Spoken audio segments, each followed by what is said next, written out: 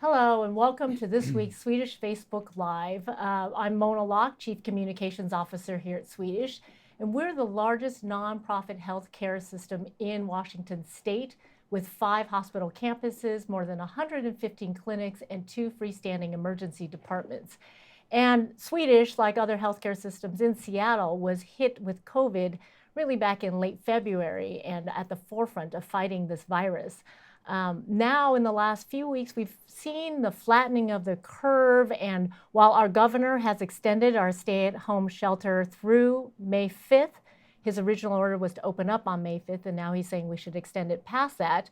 We also see the rest of the country is changing the way they live life, and with more than 21 states actually opening up their businesses now and letting people come out and start to live their normal lives. So we thought an interesting topic and relevant topic this week would be, how do we prepare? How do we prepare for when that stay-at-home is lifted here? And how do we live with COVID, which looks like it will be in our lives for an uncertain period of time? So today we've invited a great panel to join us and help answer your questions. So as you think of questions, please feel free to chat them in. I'm going to ask our panelists to introduce themselves. And really our topic today is about children, pregnancies, and how do we resume to normal life when that stay-at-home order is lifted. So let's start today with Dr. John Pauk. Hi, I'm John Pauk. I'm an infectious disease doctor, and I'm the medical director for infection prevention at Swedish Medical Center. And Dr. Pauk, really, you've been at the forefront of our COVID-19 discussion. Can you just tell us a little more, give us some background on what you've been involved with here at Swedish? Right, so I think there's a variety of things, including infection prevention. How do we make Swedish Medical Center and our clinics safe places for caregivers to come work and protect our patients who come? And that involves a lot of screening and sort of personal protective gear and all sort of other efforts to help make sure that it's a safe environment for care. And then the second thing is looking at how do we evaluate and treat patients coming in with COVID, and how do we evaluate people who may be at risk but we don't know yet. So a whole variety of different types of efforts that we have to focus on. Yeah, and I want to thank you because for Swedish and for the public, you've really been, you and your IP team has really been our North Star. So thank you for all your hard work day after day, week after week. Our next guest I'd like to introduce is Dr. Tanya Sorensen. Hi, yes, I'm Tanya Sorensen. I am the Executive Medical Director for Women's Services for Swedish, and I'm a maternal fetal medicine physician. I would echo Mona's thanks to John and his team. They have been working like crazy and keeping us all up to date on the changes that happen really rapidly. The work we've done in OB, we have quite a large delivery service of nearly 11,000 deliveries a year in our Swedish system. So right from the beginning, we started working on how to keep our pregnant patients safe and minimize exposure while also being prepared to take care of pregnant women and delivering women with the COVID virus. So it has been quite a journey, and it can be confusing because it changes day by day, because as some people would put it, I guess from Seattle, you'd say you're building the plane while you're flying it. So that has been really challenging. But I feel like we've made great progress and we're ready to do what we have to do.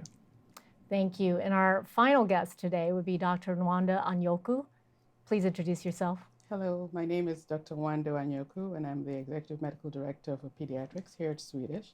And I will absolutely echo my thanks to Dr. Pauk and his team. We've been trying to keep up with all the information here about COVID and the impacts on children in particular, and how best to take care of the children and the families that are attached to them is kind of the way we see that. And so working with our OB partners and infection prevention to make sure that that baby, as soon as they're born, is safely cared for, get them safely home, and the family knows how to take care of that child, whether they're positive or they're a mother at risk, or even if they're completely negative, how do we even manage the care of a baby in this challenging time. So that's been interesting trying to figure out throughout this period.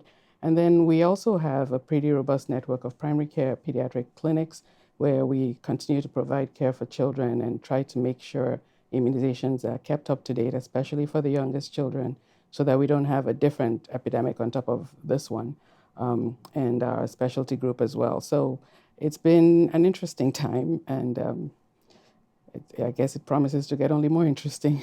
That's right. Well, we're so happy to have all the experts at the table here at Swedish. Really, like you said, it's like flying a plane, an airplane. It really has been, because the information changes day to day, week by week. And Dr. Pak, I'm going to start out with my first question to you, and I'm just going to kind of not throw you under the bus, but let's ask you to be somewhat of a visionary, right? We've been dealing with this virus. The shelters, the stay-at-home shelter orders have been lifting across the country. So what do you see COVID like in the future, and how we will live with this disease virus? Right. I think a lot of it is sort of that bridge to how do we get to where we have a vaccine that can protect people, and that we have enough control of the virus where there won't be ongoing risk from being, in the community or being out. So I think that, as everyone may have heard, there's going to be different phases to how we open up, and we're just sort of entering the first phase in some states, and not yet here in our state in Washington. So I think that in the future, it's really going to be that it's going to be a learning experience. So I think a lot of these are unknown. We're not going to know what's going to happen as we go through each of these phases. And so we're going to have to be ready to adapt and change our, sort of what we do as a community, as a nation, to kind of help adjust as we learn more from each step that we go through. I think that it's clear that until we have a vaccine, or that there's no longer transmission of COVID, that there's going to have, the new normal is going to be, include a lot of things, and some of it will remain having the most vulnerable of our society, our population, really still, physically separating themselves and taking more precautions, while maybe people less at risk are able to sort of start to resume towards more normal activities. But normal is still going to include that, limiting large congregations of folks together, keeping that physical distance, really people following good, cough, respiratory hygiene, in terms of not going out if you're sick. The use of masks, will likely be a key strategy as we go through the next year, and then really a focus on hand hygiene and environmental cleaning for a lot of areas. But it'll be kind of learning, again, how do we do some of our normal activities in different ways. So what will, like, the trip to the get your hair cut be like, in terms of how can you do physical distancing, how will we do the hygiene and hand hygiene, environmental cleaning, and how will we use masks to kind of make that safe, and how do we, how does everybody come into a shared location and do it in a safe way? So I think there'll be protocols and suggestions, and also learnings as we go through it. But I think still a lot of it will be an unknown going forward. Yeah, there's so many questions around that, really. I mean, things like if and when that stay-at-home shelter ban is lifted, like, can I feel safe going to work out? I mean, how should the public approach that? You touched a bit on some of the stuff, but really, like, if I'm having any anxiety at all and I've been staying home and I really don't want to get sick, how do I approach that? Right. Well, I think that if we start to go into that phase, when we start to open up, we'll need to really make sure that we feel very comfortable with what steps are being taken to make us safe wherever we're going. And so for businesses, that will mean each business will have to have a protocol in place, and we decide we're going to go somewhere to engage in some activity. You need to make sure all those things, the distancing, the hand hygiene, keeping sick people from coming in, the use of masks for the people who are going to be there, all those things should be really in place. And before we go somewhere, we need to really feel comfortable that that all those steps have been taken, all the recommended steps have been taken, and kind of assessing it before you kind of put yourself into that situation. And I think it'll be good that there'll be some checklists and things that we can kind of go through to make sure that we're entering a situation that's going to be relatively safe. Yeah, no, that's really important, I think, for people to feel that way also, that the businesses and the community organizations are making sure that they're preparing to be as safe as possible. And, one of those populations that I think would be most worried about this would be the parents out there with kids, and also the pregnant moms, right, and moms to be. So I'm going to direct this question to you, Dr. Sorensen. Really, if I'm a pregnant mother at this point, how should I be doing anything differently? So that's a great question. I think some of the things we know about pregnancy and the COVID virus is that you don't transmit the virus to your fetus. In other words, we don't see what we call vertical transmission, where if the mother's sick, then the baby can get infected. And we actually don't see transmission of the virus to the baby at the time of delivery either. The time that we worry most about the baby is after delivery, when the baby is exposed to people who might have the coronavirus. And one thing that we learned fairly soon into this whole journey was in China, even though there's a lot being said that kids don't get the virus or don't get it as badly, there was a case series out of China that showed that very young children under 1 year of age can get it, and when they do get it, they can be much sicker. So I think that what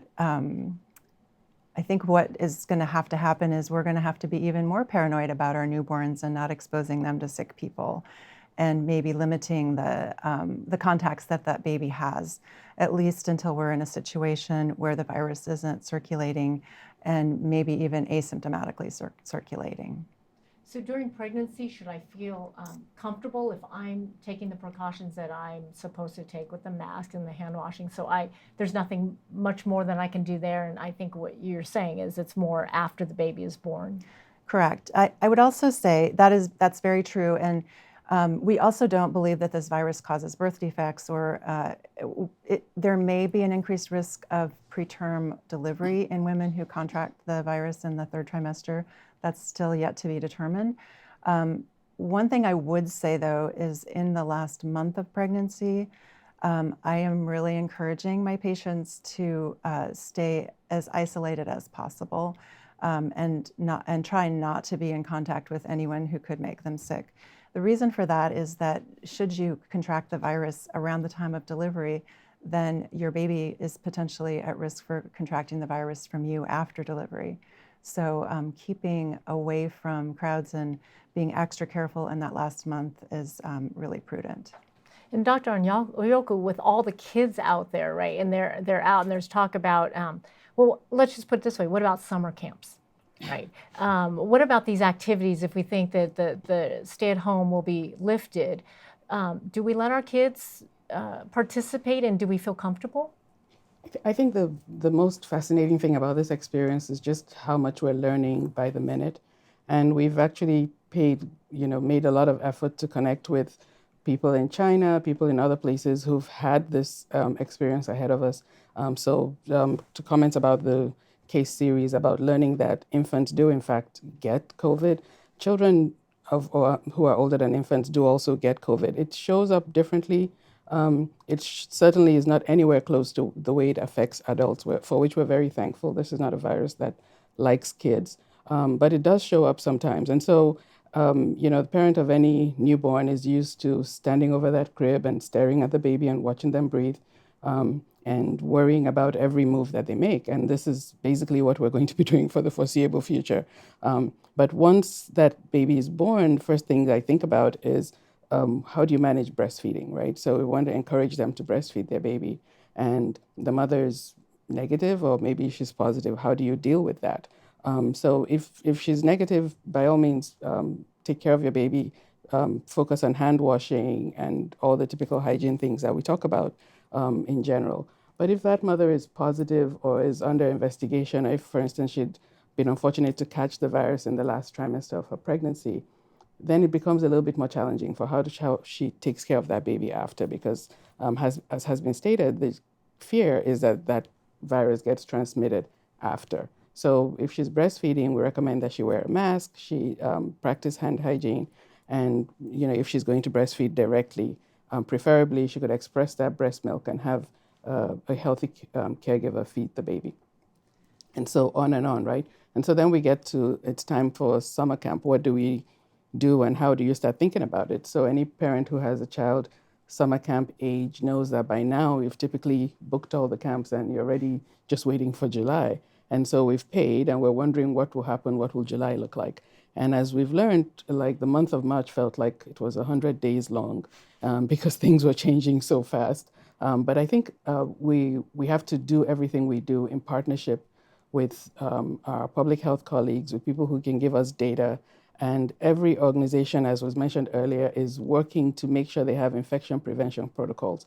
So I think by the time summer comes along and you have a camp that you've already scheduled for, perhaps the first thing I would say is check what the infection prevention protocols look like at that time.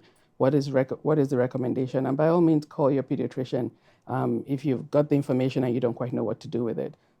We are open and we're happy to talk you through whatever the situation may be at that time. It's hard to say today what July is going to look like, but your pediatrician is always available to help you through that. Yeah, and we found in this new normal, we've actually worked on our virtual health, right, and our telehealth, and people calling in and doing video chats in to talk to your pediatrician if you don't want to come into the clinic or it's not convenient. It's a great way to go about it. And obviously, we'll try to have all the updated information on COVID on our website, swedish.org, so you can visit that also.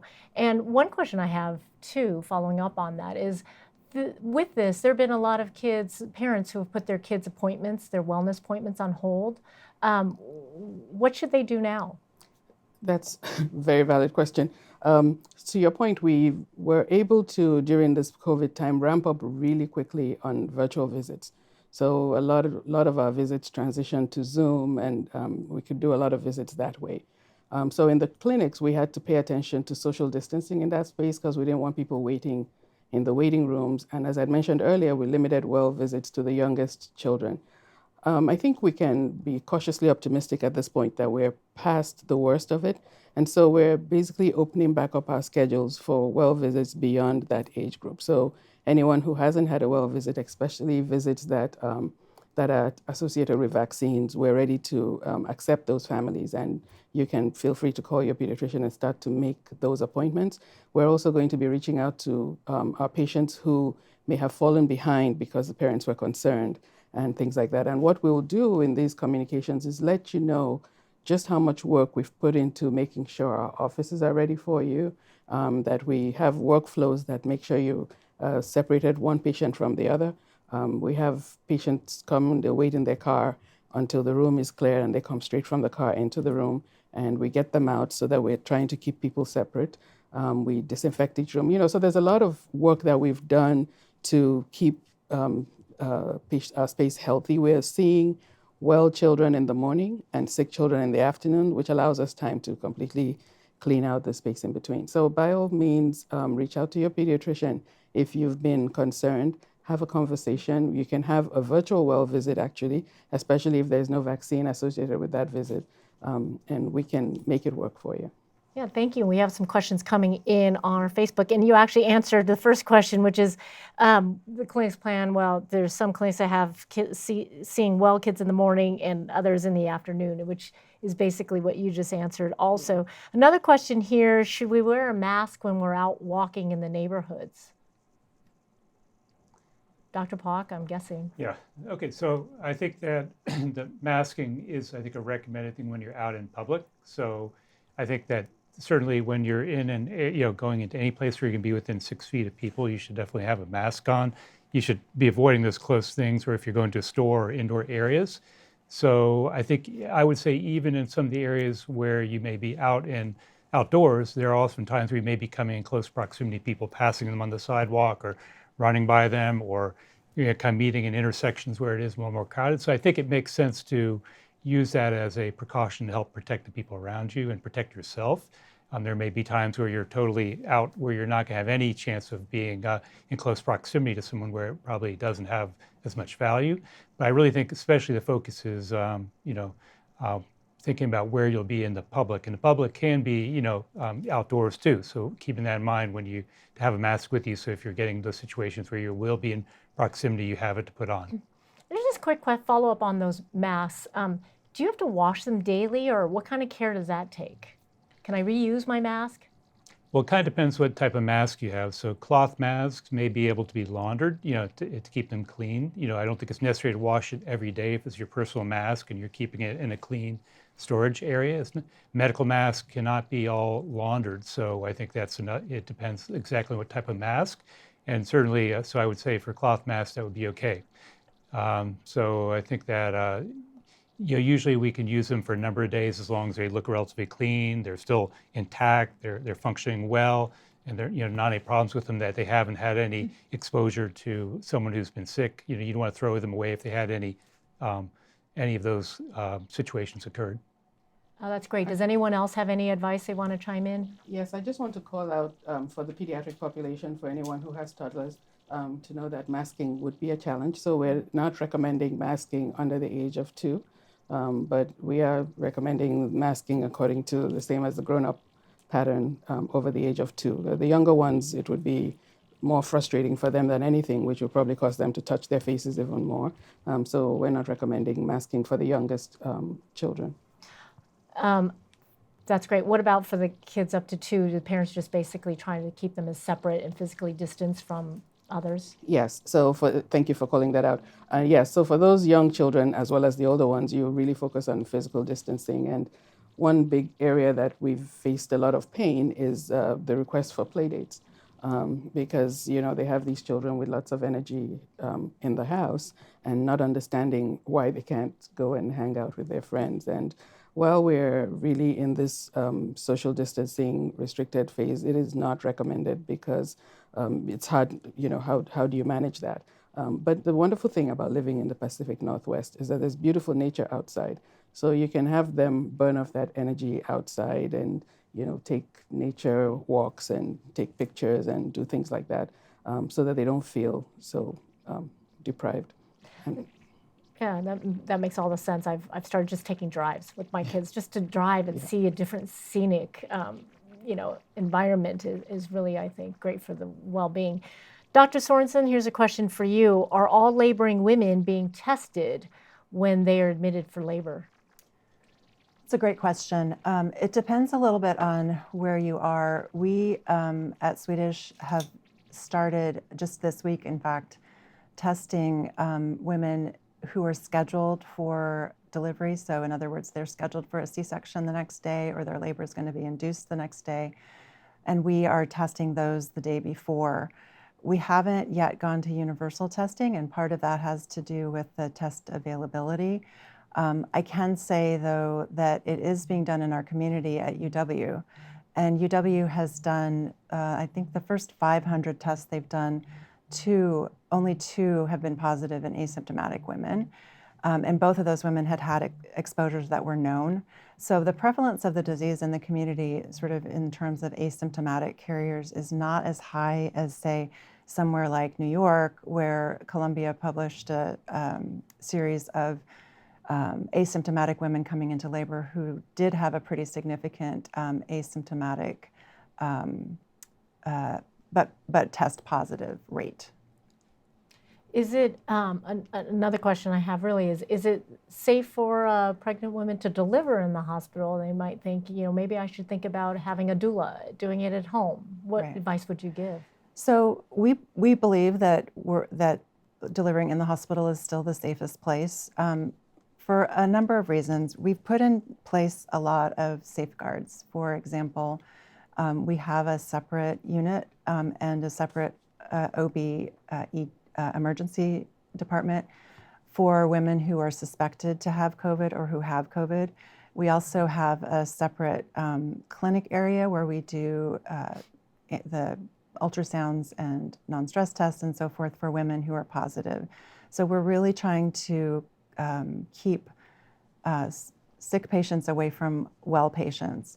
In addition, we're incredibly vigilant about hand washing and surface cleaning and mask wearing. And so the chances of getting COVID from simply coming into the hospital are very low.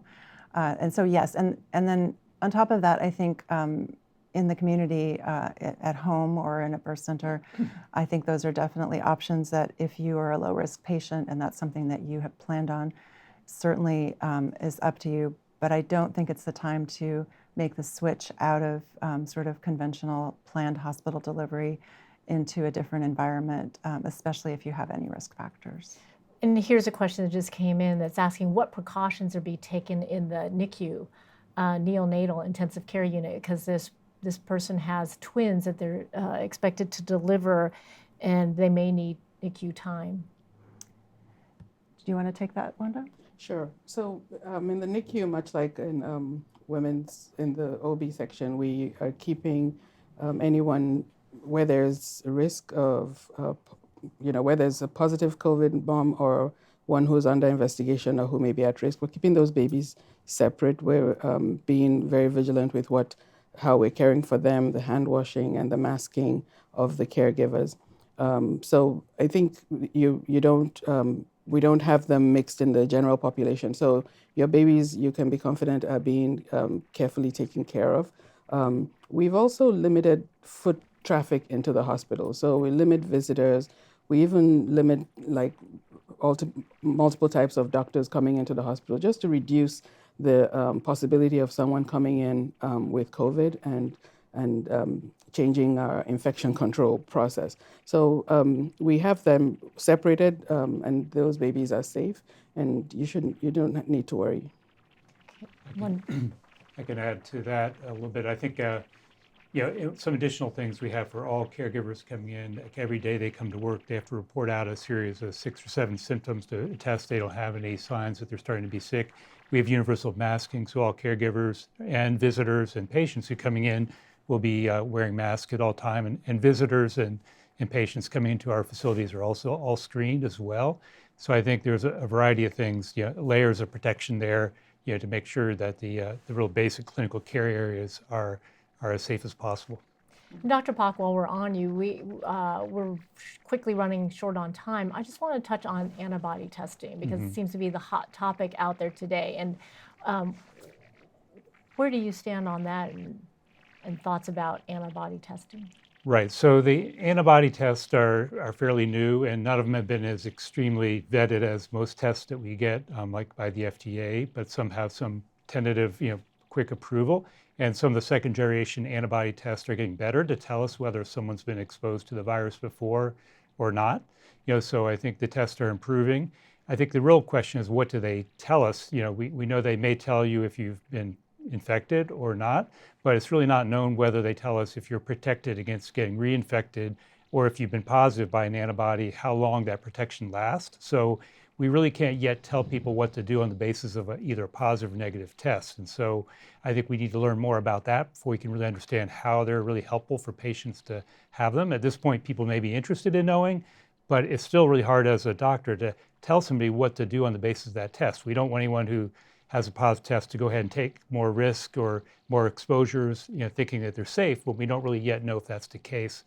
And so I think that as we learn more, we can give people more advice. I think overall, we're estimating it probably in the Seattle area, somewhere between 2 to 5% of people may be positive by antibody testing, showing that they've been infected by the SARS-CoV-2 virus some point during this epidemic.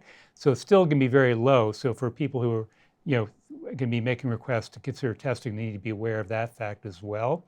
And I think the other thing is you need to really think about what are you going to do with the results. If you try to talk to your doctor and you both agree that you want to be tested, you really need to understand the limitations of what it tells us so that you don't make any assumptions and that you get those questions answered before you do the testing. So if I'm hearing about this and I want to know, I'm just curious, or I want to know, first step is talk to my doctor. Yeah, I think to have that conversation about, with your physician, see, explain why, you talk about why you're interested and see if it makes sense or what you really would or wouldn't know from it. And I think once you have that conversation, a lot of people may decide that testing isn't really going to be that helpful for them. And right now, most of the formal, Infectious Disease Society, the CDC, and the Department of Health are not recommending it routinely for people. There are a few special situations, for like people may want to donate plasma or serum to patients who need it, or as part of a research study, or we may look at testing populations at risk to understand, whether the risk factors for being positive and start to understand over time, does it really, if you're positive for antibodies, does that protect you against re-exposure? And so some of those things may be done, and some populations start to understand how the tests work, so for better information. But still, there's not a general recommendation to use them for most patients. Okay, perfect. Thank you so much. I think we're just about out of time. What I'd like to do is kind of a round robin and give the public really your best advice or thoughts to leave them with today. So why don't we start with Dr. Pak? I think just being optimistic about, as we're seeing improvement in our situation locally in Washington State, and to really make sure that as we start to move towards their next step, that we don't kind of let up on the things we've learned about what we need to do to keep ourselves safe. So that sense of things getting back to normal, we shouldn't take that to mean that we really can let up on these things, but to move forward and be optimistic about getting back towards more normal, as long as we really have that new normal of all these steps we do to make sure we're as safe as possible. Okay, thank you. Dr. Sorensen? Yeah, I would just say it's kind of nice to be doing this now at the end of April, when we do have a lot more information than we had a couple of months ago. And so I feel like I can say that we are in a position to really keep patients, pregnant patients, and delivering moms and new babies safe. It's been a heavy lift trying to figure out the best way to do that. But I think that we are there, and as things continue to change and evolve, we're going to need to continue to change and evolve in our processes. But we now have a way to judge and gauge whether we're doing the things the right way. Great. And Dr. Onyoku? I think the best thing about this actually is that this is not a virus that really preys on children too much. However, children don't exist in a vacuum. And so when we think about caring for kids, we have to think about mom and dad, we think about grandma and grandpa. How do we protect the whole family unit? And I just want to say that your pediatrician is a great partner as you're trying to understand how to make different calls about different situations you or your family might be planning for or find yourself in. And I think the new normal is going to be interesting, but it's ever evolving, and we are all here for it. Thank you so much. And again, thanks to the doctors for taking care of us and for taking the time to be here today. And I guess my parting words would just be, make sure that everyone takes care of yourselves and think about your behavioral health. And because as our lives have changed before us, it's really important to take care of yourself so that you can take care of all the others around you. So thanks again for joining us today, and we'll see you next week.